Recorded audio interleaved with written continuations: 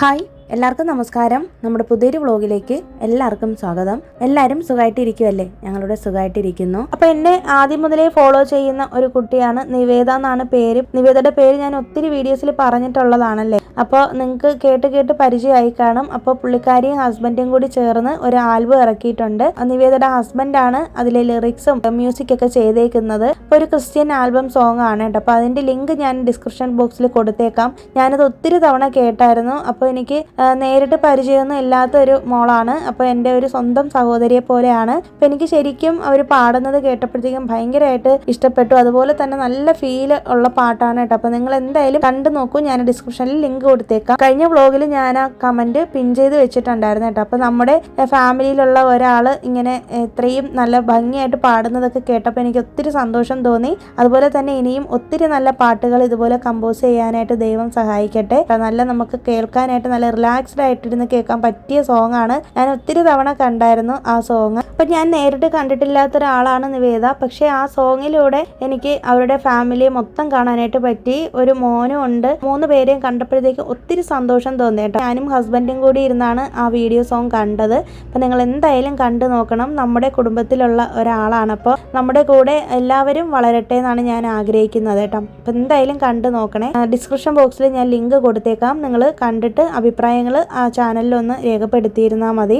രാവിലത്തെ ആമി ട്യൂഷന് പോയിട്ടുണ്ട്. ഞാൻ പറഞ്ഞല്ലോ കഴിഞ്ഞ വീഡിയോയിൽ ഇതുപോലെ നമ്മൾ സരസ്വതി പൂജ വെച്ചു എന്ന്. അപ്പം പൂജ ചെയ്തതിൻ്റെ നെക്സ്റ്റ് ഡേ രാവിലെയാണിത്. അപ്പോൾ അവർക്ക് 2 ആഴ്ചത്തെ ദസറ ലീവ് ഉണ്ടായിരുന്നേ. പിന്നെ അത് കഴിഞ്ഞിട്ട് ഞങ്ങൾ നേരത്തെ ഷോപ്പിങ്ങിന് വന്നേക്കുവാണ്, ഗ്രോസറി ഷോപ്പിങ്ങിന്. അപ്പം നമ്മളിങ്ങനെ മന്ത്ലി ആണല്ലോ സാധനങ്ങൾ എടുക്കുന്നത്. അപ്പം ഞാൻ ഇന്നത്തെ വീഡിയോയിൽ നമ്മൾ 1 മാസത്തെ സാധനങ്ങൾ എടുക്കുന്ന സമയത്ത് എങ്ങനെയാണ് നമ്മളത് ട്രാക്ക് ചെയ്യുന്നതെന്നും കൂടെ ഉള്ളൊരു കുറച്ചൊരു ടിപ്സൊക്കെ പറയുന്നുണ്ട്. അപ്പം നിങ്ങൾ വീഡിയോ സ്കിപ്പ് ചെയ്യാതെ തന്നെ കണ്ടാൽ കുറച്ച് യൂസ്ഫുൾ ആയിരിക്കും കേട്ടോ. അപ്പോൾ അതേ നമ്മൾ ഇത്തവണ ഇതുവരെയും വരാത്തൊരു പുതിയൊരു സൂപ്പർ മാർക്കറ്റിലാണ് വന്നേക്കുന്നത്. ഞങ്ങളുടെ വീടിന് അടുത്ത് തന്നെയുള്ളൊരു സൂപ്പർ മാർക്കറ്റിൽ നിന്നാണ് സാധനങ്ങൾ എടുത്തുകൊണ്ടിരുന്നത്. അപ്പോൾ ഇടയ്ക്ക് വെച്ച് ഹസ്ബൻഡ് ഇവിടെ വന്നപ്പോഴത്തേക്കും പുതിയൊരു ഷോപ്പ് ഇവിടെ ഓപ്പൺ ആയി എന്ന് പറഞ്ഞായിരുന്നു. അപ്പോൾ ഇവിടെ വന്നപ്പോഴത്തേക്കും അത്യാവശ്യം എല്ലാ സാധനങ്ങളും ഉണ്ട്.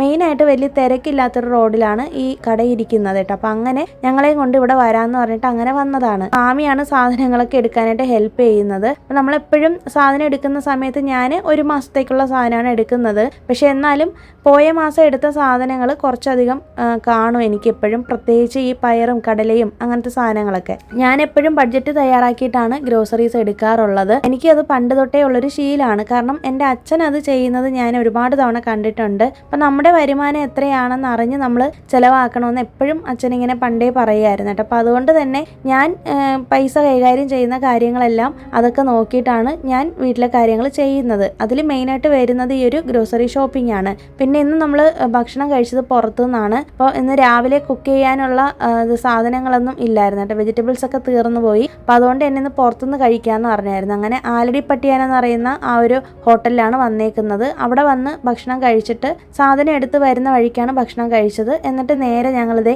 വീട്ടിലേക്ക് പോവാണ് കേട്ടോ. അപ്പോൾ വരുന്ന വഴിയിൽ തന്നെ ഒത്തിരി സ്ഥലങ്ങളിൽ പൂജാ സാധനങ്ങളൊക്കെ വിൽക്കുന്നുണ്ട്. നാളെയാണ് ഇവിടെ ആയുധ പൂജ വരുന്നത്. അതായത് ബുധനാഴ്ചയായിരുന്നു. ചൊവ്വാഴ്ച ദിവസമാണ് നമ്മൾ ഈ ഒരു വീഡിയോ എടുത്തേക്കുന്നത്. അപ്പോൾ അന്ന് നല്ല തിരക്കായിരുന്നു കേട്ടോ.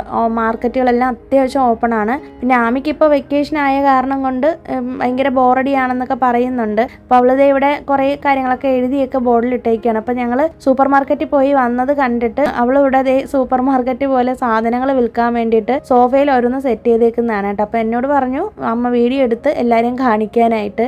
അപ്പോൾ സാധനങ്ങളെല്ലാം വിളിച്ചു വാരി ഇട്ടേക്കാണ്. അവൾ വിൽക്കാൻ വേണ്ടി വെച്ചേക്കുന്ന സാധനങ്ങളാണെന്നൊക്കെയാണ് പറഞ്ഞത്. അപ്പം ഞാനിങ്ങനെ ഓർക്കുമായിരുന്നു കേട്ടോ, കുട്ടികൾ എല്ലാം ശ്രദ്ധിക്കുന്നുണ്ടെന്ന്. അപ്പോൾ നമ്മളിതേ സാധനങ്ങളൊക്കെ എടുത്ത് വെക്കുന്നുണ്ട്. അപ്പോൾ എപ്പോഴും മന്ത്ലി നമ്മൾ സാധനങ്ങൾ എടുക്കുകയാണെങ്കിൽ എനിക്ക് തോന്നിയൊരു ബെനിഫിറ്റ് എന്ന് പറയുന്നത് എപ്പോഴും നമ്മുടെ വീട്ടിൽ സാധനങ്ങൾ കാണും. മാത്രമല്ല നമുക്ക് ഒരുപാട് പൈസ സേവ് ചെയ്യാനും പറ്റും കേട്ടോ. നമ്മൾ അപ്പം പോയി ഓരോ സാധനങ്ങൾ എടുക്കുമ്പോൾ കറക്റ്റായിട്ട് അളവിന് എടുക്കത്തുമില്ല. പൈസ ഒരുപാട് പോകുന്നതായിട്ട് എനിക്ക് പേഴ്സണലി ഫീൽ ചെയ്തിട്ടുള്ളൊരു കാര്യമാണ്. അതുപോലെ തന്നെ ഫുഡ് വേസ്റ്റേജ് ഒരുപാടുള്ളതുപോലെയും തോന്നും. പക്ഷെ മന്ത്ലി ആകുമ്പോഴത്തേക്കും നമ്മൾ എടുത്തു വെച്ചേക്കുന്ന സാധനങ്ങൾ മാക്സിമം നമ്മൾ ഉപയോഗിക്കും. അപ്പോൾ നമ്മൾ നെക്സ്റ്റ് മന്ത് എടുത്തില്ലെങ്കിലും കുഴപ്പം വരത്തില്ല. പ്രത്യേകിച്ച് ഞങ്ങളെപ്പോലെ ഇങ്ങനെ ന്യൂക്ലിയർ ഫാമിലിയൊക്കെ ആണെങ്കിൽ അങ്ങനെ എല്ലാ മാസവും ഒന്നും സാധനം എടുക്കേണ്ടി വരത്തില്ല. 1 മാസം എടുക്കുന്ന സാധനം നെക്സ്റ്റ് മന്ത് കൂടി നമുക്ക് എടുക്കാം. എല്ലാ സാധനങ്ങളും അല്ല കേട്ടോ. ഇതുപോലെ ടിഫിൻ റൈസും ഉഴുന്നും അരിയും മുളക് പൊടി മല്ലിപ്പൊടി അങ്ങനത്തെ സാധനങ്ങളൊക്കെ 2-3 മാസത്തേക്ക് നമുക്ക് വരും. പിന്നെ മെയിനായിട്ടുള്ളൊരു ബെനിഫിറ്റ് എന്ന് പറയുന്നത് നമ്മുടെ അനാവശ്യമായിട്ടുള്ള ചിലവുകൾ നമുക്ക് കുറയ്ക്കാനായിട്ട് പറ്റും. നമ്മളിപ്പോൾ സാധനങ്ങൾ തീർന്നു പോകുന്നതിനനുസരിച്ച് പോയി എടുക്കുമ്പോൾ നമുക്ക് എപ്പോഴും അബദ്ധം പറ്റുന്നതല്ലേ. നമ്മളിപ്പോൾ ഒരു സാധനം തീർന്നാലായിരിക്കും പോകുന്നത് എടുക്കാനായിട്ട്, പക്ഷേ കടകളിൽ പോയിട്ട് മറ്റു സാധനങ്ങൾ കാണുമ്പോൾ നമ്മളെല്ലാം കൂടി വലിച്ചു വാരി എടുക്കും അല്ലേ. അതിപ്പോൾ നമ്മൾ എത്രയൊക്കെ കൺട്രോൾ ചെയ്ത് പോയാലും ഇത് തന്നെയായിരിക്കും അവസ്ഥ. അപ്പം അതെനിക്ക് കുറച്ചും കൂടി നല്ലതായിട്ട് തോന്നിയിട്ടുണ്ട്. കാരണം നമ്മൾ എപ്പോഴും കടയിൽ പോയി മേടിക്കുന്നേക്കാളും മന്ത്ലി എടുക്കുമ്പോഴത്തേക്കും ഒറ്റ തവണത്തെ പർച്ചേസിൽ മാക്സിമം സാധനങ്ങൾ നമ്മൾ എടുക്കും. പിന്നെ ഈ മാസത്തെ ബില്ല് ഞങ്ങൾക്ക് 4600 രൂപയാണ് ആയിട്ടുള്ളത് കേട്ടോ. എന്തിനാണ് ഈ ബില്ല് കാണിച്ചതെന്ന് വെച്ചിട്ടുണ്ടെങ്കിൽ നമുക്കിപ്പോൾ റീസെൻ്റ് ആയിട്ട് GSTയുടെ കുറവൊക്കെ വന്നല്ലോ. അപ്പോൾ അത് കഴിഞ്ഞതിന് ശേഷമുള്ള ബില്ലുകൾ എങ്ങനെയാണ് എന്നെനിക്ക് നോക്കാൻ വേണ്ടിയിട്ടാണ് ഞാൻ ബില്ല് നിങ്ങൾക്ക് കാണിച്ചു തന്നത്. ഞാൻ പറഞ്ഞില്ലേ, എല്ലാ സാധനങ്ങളും എടുക്കുന്ന മാസങ്ങളിൽ എനിക്ക് മാക്സിമം 6000 വരെ പോകുന്ന മാസങ്ങളുണ്ടായിരുന്നു കേട്ടോ. ഞാൻ കല്യാണം കഴിഞ്ഞ സമയത്ത് ഇതുപോലെ ബില്ല് ഇങ്ങനെ പേസ്റ്റ് ചെയ്ത് ഒരു ഡയറിയിൽ ഒട്ടിച്ച് വെച്ചേക്കുമായിരുന്നു എന്ന് പറഞ്ഞില്ലേ. അതിനുള്ള റീസൺ മറ്റൊന്നുമല്ല, ഇപ്പം നമ്മുടെ ഏതെങ്കിലുമൊക്കെ സാധനങ്ങൾക്ക് റേറ്റ് കൂടുകയാണെന്ന് ചിലപ്പോൾ നമ്മൾ ഓർത്തെടുത്താലേ കിട്ടത്തില്ല. അപ്പോൾ ഏതൊക്കെയാണ് സാധനങ്ങളുടെ റേറ്റ് ചേഞ്ച് ആയിക്കൊണ്ടിരിക്കുന്നതെന്നൊക്കെ നമുക്കൊരു ബോധം ഉണ്ടാവാൻ വേണ്ടിയിട്ടാണ്. അപ്പം നമ്മൾ പല കാര്യങ്ങളും ശ്രദ്ധിക്കാതെ വിടുന്ന ചെറിയ ചെറിയ കാര്യങ്ങളായിരിക്കും. ഇതൊക്കെ അറിഞ്ഞു വെച്ചാലുള്ളൊരു ഗുണമെന്ന് വെച്ചിട്ടുണ്ടെങ്കിൽ നമുക്ക് തന്നെ നമ്മുടെ വരുമാനത്തിനനുസരിച്ച് ചിലവാക്കാനുള്ളൊരു മൈൻഡ് സെറ്റ് വരും കേട്ടോ. അപ്പോൾ അതുകൊണ്ടാണ് ഞാൻ ഇതെല്ലാം ഒന്ന് സൂക്ഷിച്ച് നോക്കിയൊക്കെ എഴുതിയൊക്കെ വെക്കാറുള്ളത്. മന്ത്ലി ഗ്രോസറി ബഡ്ജറ്റ് ട്രാക്ക് ചെയ്യാൻ വേണ്ടിയിട്ട് കുറച്ച് സ്റ്റെപ്സ് ഉണ്ട്, ഞാൻ അതും കൂടി പറയാം. ആദ്യം നമ്മൾ ചെയ്യേണ്ട കാര്യം എന്ന് പറയുന്നത് സ്റ്റെപ്പ് 1 എന്ന് പറയുന്നത് നമുക്ക് ഒരു മന്ത്ലി ഗ്രോസറി ബഡ്ജറ്റ് നമ്മൾ തയ്യാറാക്കുക. ഇപ്പോൾ 4000 ആണോ 6000 ആണോ എന്നുള്ളത് നമ്മൾ മൈൻഡിലൊന്ന് ഫിക്സ് ചെയ്ത് വെച്ചേക്കുക. എന്നിട്ട് ആ ബില്ലിനകത്തുള്ള സാധനങ്ങൾ മാത്രമേ എടുക്കുള്ളൂ എന്നുള്ളൊരു ദൃഢനിശ്ചയം നിങ്ങൾ എന്തായാലും എടുക്കുക. രണ്ടാമത്തെ സ്റ്റെപ്പ് എന്ന് പറയുന്നത് ഗ്രോസറി പർച്ചേസിനെ കാറ്റഗറൈസ് ചെയ്യുക എന്നുള്ളതാണ്. അതിനകത്ത് ഈ അരിയും സാധനങ്ങളും ഒക്കെ വരും, പിന്നെ ലെൻറ്റിൽസ് പോലത്തെ സാധനങ്ങൾ വരും, പിന്നെ മിൽക്ക് ഡയറി പ്രോഡക്ട്സ് അങ്ങനത്തെ സംഭവങ്ങൾ വരും, പിന്നെ മീറ്റ് ഫിഷ് അതുപോലെ ഫ്രൂട്ട്സ്. അപ്പോൾ നമ്മൾ ഇതിനൊക്കെ ഒരു ഏകദേശം നമ്മളൊരു കണക്കിട്ട് വെക്കുക കേട്ടോ. ഞാൻ പറഞ്ഞില്ലേ, ഈ ബില്ല് നമ്മൾ എടുത്ത് സൂക്ഷിച്ച് വെച്ച് കഴിഞ്ഞിട്ടുണ്ടെങ്കിൽ നമുക്ക് ഏകദേശം ഒരു ഐഡിയ കിട്ടും. അപ്പം നിങ്ങൾക്ക് നെക്സ്റ്റ് മന്ത് സാധനം എടുക്കാൻ പോകുമ്പോഴത്തേക്കും ഈ പഴയ ബില്ലിൽ നോക്കിയിട്ട് നിങ്ങൾക്കൊരു റേറ്റ് ഇടാനായിട്ട് പറ്റും കേട്ടോ. നിങ്ങൾ എപ്പോഴും ബഡ്ജറ്റ് തയ്യാറാക്കുന്ന സമയത്ത് ഏത് സാധനത്തിനും ഒരു 5-10 രൂപ കൂടുതലായിട്ട് ഇട്ടിട്ട് വേണം ബഡ്ജറ്റ് തയ്യാറാക്കാനായിട്ട്. എന്നിട്ട് ഇത്ര രൂപയ്ക്കുള്ളിലാണ് നമ്മുടെ ബഡ്ജറ്റ് എന്നുള്ളത് നമ്മൾ തീരുമാനിക്കുക. എന്ന് വെച്ചിട്ട് എല്ലാ പ്രാവശ്യവും നമ്മൾ കൃത്യമായിട്ട് നമുക്കങ്ങനെ ബഡ്ജറ്റ് എടുക്കാൻ പറ്റുമെന്ന് വെച്ചാൽ അത് പറ്റത്തില്ല. പക്ഷേ ചിലപ്പോൾ നമുക്ക് അൺവാണ്ടഡ് ആയിട്ടുള്ള ചിലവുകൾ വരും. ചിലപ്പോൾ നമുക്ക് എന്തെങ്കിലും മാരേജ് ഫംഗ്ഷനോ മറ്റു കാര്യങ്ങളോ അല്ലെങ്കിൽ വീട്ടിൽ എന്തെങ്കിലും ഫംഗ്ഷനോ ഒക്കെ വരുമ്പോൾ നമ്മൾ എടുക്കുന്ന സാധനത്തിന്റെ അളവ് കൂടും. അപ്പോൾ അങ്ങനെ വരുമ്പോഴത്തേക്കും എന്തായാലും നമുക്കൊരു ബഡ്ജറ്റിൽ നിൽക്കത്തില്ല. പക്ഷെ എന്നാലും നമുക്കൊരു കണക്ക് വേണം. എന്ത് കാര്യം ചെയ്യുമ്പോഴും ഒരു കണക്കോട് കൂടി ചെയ്യുന്നതാണ് എപ്പോഴും നല്ലത് കേട്ടോ. അതൊരു നല്ല ശീലമാണെന്ന് എനിക്ക് എപ്പോഴും തോന്നാറുണ്ട്. അപ്പം നമ്മൾ രണ്ടാമത്തെ സ്റ്റെപ്പിൽ പറഞ്ഞതെന്ന് വെച്ചിട്ടുണ്ടെങ്കിൽ ഗ്രോസറീസിനെ കാറ്റഗറൈസ് ചെയ്യുക എന്നുള്ളതാണ്. സ്റ്റെപ്പ് 3 എന്ന് പറയുന്നത് വീക്ക്ലി എക്സ്പെൻസ് നമുക്കൊന്ന് അനലൈസ് ചെയ്യാം. ഞാനിപ്പോൾ വീക്ക്ലി മേടിക്കുന്ന സാധനങ്ങളെന്ന് പറയുന്നത് മുട്ട മേടിക്കാറുണ്ട്, ചിലപ്പോൾ 2 ആഴ്ചയിൽ ഒരിക്കൽ, അല്ലെങ്കിൽ ചിലപ്പോൾ മിക്കവാറും വീക്ക്ലി തന്നെയാണ് വെജിറ്റബിൾസ് മേടിക്കാറുണ്ട്. അപ്പോൾ എൻ്റെ വീട്ടിലത്തെ പോലെ ആയിരിക്കില്ല നിങ്ങളുടെ വീട്ടിലത്തേത്. അപ്പോൾ നിങ്ങളുടെ രീതി അനുസരിച്ച് എന്താണെന്ന് വെച്ചിട്ടുണ്ടെങ്കിൽ നിങ്ങളത് കാൽക്കുലേറ്റ് ചെയ്യുക കേട്ടോ. അപ്പോൾ ഞങ്ങൾ വീക്ക്ലി മേടിക്കുന്നത് മെയിനായിട്ട് ഫിഷ് അല്ലെങ്കിൽ മീറ്റ് മേടിക്കും. ഞങ്ങൾ ഡെയിലി ഫിഷും മീറ്റും മേടിക്കാറില്ല കേട്ടോ. പിന്നെ അതുപോലെ തന്നെ മുട്ട മേടിക്കുന്നത് ഒരു വീക്കിലത്തേക്കുള്ളതാണ് മേടിച്ച് വെക്കുന്നത്. എപ്പോഴും വീക്കെൻഡിലാണ് പർച്ചേസ് ചെയ്യുന്നത്. അതുപോലെ തന്നെ വെജിറ്റബിൾസും വീക്കെൻഡിലാണ് എടുക്കുന്നത് കേട്ടോ. ചിലപ്പോൾ 2 ആഴ്ചത്തേക്കുള്ള വെജിറ്റബിൾസ് എടുക്കാറുണ്ട്. അപ്പോൾ അതിന് നമ്മൾ സെപ്പറേറ്റ് ആയിട്ടൊരു ബില്ല് നമ്മൾ തയ്യാറാക്കി വെച്ചേക്കാം. നമ്മുടെ ഗ്രോസറിയുടെ കൂടെ ഇത് കൂട്ടാനായിട്ട് പറ്റത്തില്ലല്ലോ. അപ്പം ഇതും കൂടെ ആഡ് ചെയ്തിട്ടാണ് നമ്മുടെ ഒരു മാസത്തെ ബില്ല് നമ്മൾ കാൽക്കുലേറ്റ് ചെയ്യാനായിട്ട് പോകുന്നത്. അപ്പോൾ നമ്മളിപ്പോൾ ഓൾറെഡി ഗ്രോസറീസിൻ്റെ ലിസ്റ്റും തയ്യാറാക്കി, അതുപോലെ തന്നെ വീക്കിലി പർച്ചേസ് ചെയ്യുന്ന സാധനങ്ങളും തയ്യാറാക്കി അല്ലേ. ഇനി അടുത്ത് നമ്മൾ മന്ത്ലി സമ്മറി എടുക്കാനാണ് പോകുന്നത്. അപ്പം നമ്മൾ ഉദ്ദേശിച്ച കണക്കിനാണോ സാധനങ്ങൾ എടുത്തത്, നമുക്ക് ആവശ്യമുള്ള സാധനങ്ങളൊക്കെ എടുത്തോ, നമ്മൾ എന്തുമാത്രം ചിലവാക്കി, അല്ലെങ്കിൽ നമ്മൾ അനാവശ്യമായിട്ട് എന്തൊക്കെ എടുത്തു എന്നുള്ളതൊക്കെ നമ്മളൊന്ന് കാറ്റഗറൈസ് ചെയ്യുക. എന്നിട്ട് നിങ്ങൾ നോക്കുക നിങ്ങൾക്ക് എവിടെയാണ് നഷ്ടം വന്നതെന്ന്. ഞങ്ങളിങ്ങനെ ചില മാസങ്ങളിൽ സാധനങ്ങൾ എടുക്കുമ്പോഴുണ്ടല്ലോ, ടോയ്ലറ്റിൽ യൂസ് ചെയ്യുന്ന ലിക്വിഡ് ഹാർപ്പിക്ക് അല്ലെങ്കിൽ ഡിറ്റർജൻറ്റ് പൗഡർ അങ്ങനത്തെ സംഭവങ്ങളൊക്കെ ഞാൻ ചിലപ്പോൾ എനിക്കൊരു 3-4 മാസത്തേക്ക് വരാറുണ്ട്. അത് കഴിയുമ്പോഴത്തേക്കും ഇങ്ങനെ സാധനങ്ങൾ എടുക്കുന്ന സമയത്ത് ചില മാസങ്ങളിൽ ഞാൻ ഉദ്ദേശിച്ച ഒരു റേഞ്ചിന് പുറത്തേക്ക് പോകാറുണ്ട്. അപ്പോൾ എനിക്ക് മനസ്സിലാവും എവിടെയാണ് മിസ്റ്റേക്ക് പറ്റിയത് എന്നുള്ളത്. പിന്നെ ഞാൻ എപ്പോഴും പറഞ്ഞിട്ടില്ലേ, നമ്മളിങ്ങനെ ഈ വലിയ സൂപ്പർ മാർക്കറ്റുകളിൽ പോകുമ്പോൾ ഇതുപോലെ പുറത്ത് ഡിസ്പ്ലേക്ക് വെച്ചേക്കുന്ന പല സാധനങ്ങളും നമ്മുടെ കണ്ണിലുടക്കിയിട്ട് അനാവശ്യമായിട്ടുള്ള പല സാധനങ്ങളും നമ്മൾ എടുക്കാറുണ്ടല്ലേ. അല്ലേ. അവസാനം നമ്മൾ എടുക്കാൻ പോയ സാധനങ്ങൾ മറന്നു പോവുകയും ചെയ്യുന്നൊരവസ്ഥ വരാറുണ്ട്. അപ്പം അതുകൊണ്ട് തന്നെ അതൊക്കെ നമ്മൾ വളരെ കൃത്യതയോടുകൂടി സൂക്ഷിച്ച് കണ്ട് കൈകാര്യം ചെയ്യുവാണെങ്കിൽ നമുക്ക് ഒത്തിരി പൈസ ലാഭിക്കാനായിട്ട് പറ്റും കേട്ടോ. വീട്ടിൽ മെയിനായിട്ട് ഞാൻ എപ്പോഴും സൂക്ഷിച്ച് വെച്ചിരിക്കുന്ന സാധനങ്ങൾ എന്ന് പറയുന്നത് അരി എപ്പോഴും എൻ്റെ അടുത്ത് സ്റ്റോക്ക് കാണും. അതുപോലെ തന്നെ വറ്റൽ മുളക്, കല്ലുപ്പ് അല്ലെങ്കിൽ പൊടിയുപ്പ് കാണും, പിന്നെ എണ്ണ.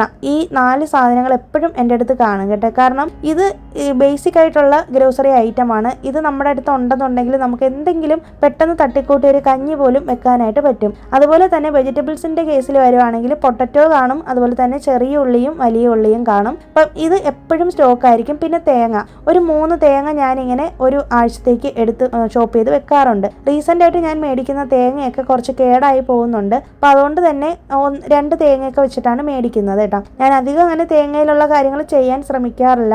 കുറച്ച് തേങ്ങ കുറച്ചാണ് ഞാൻ എപ്പോഴും വീട്ടിൽ യൂസ് ചെയ്യുന്നത്. പിന്നെ എണ്ണ, ഇങ്ങനത്തെ സാധനങ്ങൾ, പുളി, ഇത്രയും കാര്യങ്ങളൊക്കെ നമ്മളെപ്പോഴും വീട്ടിൽ സ്റ്റോക്ക് ചെയ്ത് വെച്ചേക്കണം എന്നാണ് പറയാറുള്ളത്. ഞാനത് ആദ്യം തൊട്ടേ ഫോളോ ചെയ്യുന്ന കാര്യമാണ്. സ്റ്റെപ്പ് 5 എന്ന് പറയുന്നത് ഞാനിപ്പോൾ എഴുതി തയ്യാറാക്കിയ ലിസ്റ്റ് ആണല്ലോ നിങ്ങൾക്ക് കാണിച്ചു തന്നത്. അപ്പം നിങ്ങൾക്ക് അതിന് പകരം ആപ്സ് യൂസ് ചെയ്യാം. അതുപോലെ തന്നെ സ്പ്രെഡ്ഷീറ്റ് പോലുള്ള എക്സൽ സ്പ്രെഡ്ഷീറ്റ് അങ്ങനത്തെ സോഫ്റ്റ്വെയറുകൾ നിങ്ങൾക്ക് യൂസ് ചെയ്യാം. നിങ്ങൾക്ക് വേണമെന്നുണ്ടെങ്കിൽ കമ്പ്യൂട്ടറിൽ ഇതുപോലെ അടിച്ചിടാം. കമ്പ്യൂട്ടർ ഉള്ളവരാണെന്നുണ്ടെങ്കിൽ അല്ലെങ്കിൽ ലാപ്ടോപ്പിൽ അടിച്ചിടാം. ഇല്ലാന്നുണ്ടെങ്കിൽ മൊബൈൽ ഫോണിലാണെങ്കിൽ ഒരു നോട്ട്സ് പോലെ പ്രിപ്പയർ ചെയ്തിട്ട് അങ്ങനെ ചെയ്യാം. അപ്പോൾ അങ്ങനെ ചെയ്യുമ്പോഴത്തേക്കും നിങ്ങൾക്ക് കുറേ കൂടി ഒരു എന്തെങ്കിലുമൊക്കെ പെട്ടെന്ന് എഡിറ്റിംഗ് ചെയ്യാനുണ്ടെങ്കിലൊക്കെ ഈസി ആയിരിക്കും. എല്ലാ മാസവും നിങ്ങൾ ഈ ഒരു ലിസ്റ്റ് ഞാൻ എഴുതുന്ന പോലെ എഴുതേണ്ടി വരത്തില്ല. അപ്പോൾ നിങ്ങൾക്ക് വേണമെന്നുണ്ടെങ്കിൽ ഒരു ബേസിക് ആയിട്ട് ഒരു ലിസ്റ്റ് തയ്യാറാക്കി വെച്ചിട്ട് അതിൽ ചേഞ്ചസ് വരുത്തിക്കൊണ്ട് നെക്സ്റ്റ് മന്ത് സാധനം എടുക്കുമ്പോൾ അങ്ങനെ വേണമെങ്കിലും ചെയ്യാം കേട്ടോ. പിന്നെ അടുത്ത കാര്യം എന്ന് പറയുന്നത് എപ്പോഴും ഒരു മാസ്റ്റർ ഗ്രോസറി ലിസ്റ്റ് നിങ്ങളുടെ കയ്യിൽ ഉണ്ടായിരിക്കണം. അതായത് നമുക്കൊരു വീട്ടിൽ താമസിക്കുമ്പോൾ നമ്മുടെ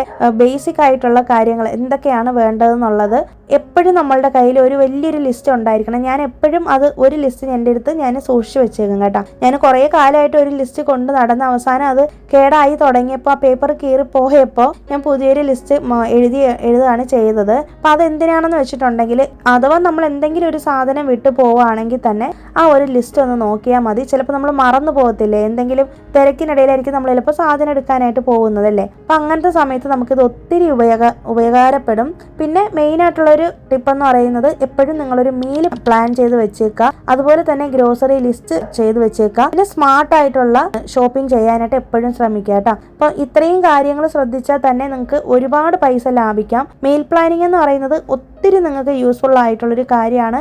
അനാവശ്യമായിട്ട് വെജിറ്റബിൾസും ഫ്രൂട്ട്സും മറ്റു കാര്യങ്ങളൊന്നും നിങ്ങൾക്ക് വേസ്റ്റ് ആക്കി കളയേണ്ടി വരത്തില്ല. അപ്പോൾ ഇതൊക്കെ നിങ്ങളൊന്ന് ശ്രദ്ധിച്ചാൽ മതി കേട്ടോ. ഞാൻ ഈ പറഞ്ഞതൊക്കെ ഒരു പക്ഷേ ന്യൂലി മാരീഡ് ആയിട്ടുള്ള ആൾക്കാർക്കോ അല്ലെങ്കിൽ ഇതുപോലെ സെപ്പറേറ്റ് ആയിട്ട് ആദ്യമായിട്ടൊക്കെ താമസത്തിന് പോയവർക്കോ ഒക്കെ ഹെൽപ്ഫുൾ ആയിരിക്കും എന്ന് വിശ്വസിക്കുന്നു. അതുപോലെ തന്നെ ചിലപ്പോൾ ഇപ്പോൾ പുറത്ത് ജോലിക്കൊക്കെ പോയിട്ട് അവിടെ ഇരിക്കുന്ന ബാച്ചിലേഴ്സ് ആയിട്ടുള്ള കുട്ടികൾക്ക് പോലും ഒരു പക്ഷേ ഈ ഒരു ടിപ്സ് ഒക്കെ നിങ്ങൾക്ക് ഫോളോ ചെയ്യാൻ പറ്റുന്നതായിരിക്കും എന്ന് എനിക്ക് തോന്നട്ടെ. അതുകൊണ്ടാണ് ഞാൻ ഈ ഒരു വീഡിയോയിൽ അത് ഷെയർ ചെയ്തത്. 3-4 വീഡിയോ ഞാൻ ഓൾറെഡി തന്നെ ഗ്രോസറി ഷോപ്പിങ്ങിനെ പറ്റിയും മണി മാനേജ്മെന്റിനെ പറ്റിയൊക്കെ ഷെയർ ചെയ്തിട്ടുണ്ട്.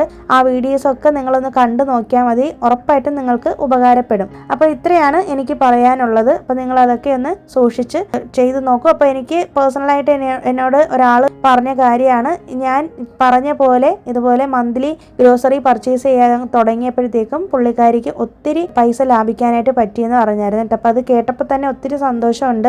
നമ്മുടെ വീഡിയോ കണ്ടതിന് ശേഷം ഒരാൾക്ക് അങ്ങനെ ഒരു ഉപകാരം ഉണ്ടായി എന്നറിഞ്ഞപ്പോൾ. പിന്നെ എന്തെങ്കിലും കൂടുതൽ ടിപ്സ് നിങ്ങൾക്ക് ആഡ് ചെയ്യണമെന്നുണ്ടെങ്കിൽ ഉറപ്പായിട്ടും വീഡിയോയിൽ കമൻസിൽ അറിയിച്ചേക്കുക. പിന്നെ നെക്സ്റ്റ് ഡേ ആയപ്പോഴത്തേക്കാണ് ഞങ്ങൾക്ക് ഇവിടെ വാഹന പൂജ ഉണ്ടായിരുന്നത്. ആയുധ പൂജയുടെ അന്ന് നമ്മുടെ സ്ട്രീറ്റിലുള്ള മിക്കവാറും എല്ലാ ആൾക്കാരും ഓൾറെഡി വാഹന പൂജ എല്ലാം കഴിഞ്ഞായിരുന്നു കേട്ടോ. രാവിലെ തന്നെ ചെയ്തതാണ് എല്ലാവരും. അപ്പം ഞങ്ങൾ കുറച്ച് ലേറ്റ് ആയിട്ടാണ് ചെയ്യുന്നത്. അപ്പോൾ ഇന്ന് എനിക്ക് വിളക്ക് വയ്ക്കാൻ പറ്റത്തില്ല. അപ്പോൾ ഹസ്ബൻഡും മോളും കൂടിയാണ് ചെയ്യുന്നത് കേട്ടോ. ഞാനിവിടെ പുറകിൽ നിന്ന് ഓരോന്ന് പറഞ്ഞു കൊടുക്കുന്നതിനനുസരിച്ചാണ് അവർ ചെയ്യുന്നത്. അപ്പോൾ രാവിലെ തന്നെ വിളക്കൊക്കെ ഒന്ന് വെച്ചു. പൂക്കളൊക്കെ മാറ്റിയതിന് ശേഷം പുതിയ പൂക്കളൊക്കെ ഇട്ടിട്ട് അച്ഛനും മോളും കൂടിയാണ് ഇന്നത്തെ പൂജയൊക്കെ ചെയ്തത്. പിന്നെ എനിക്ക് താഴോട്ടൊന്നും പോകാൻ പറ്റിയില്ല.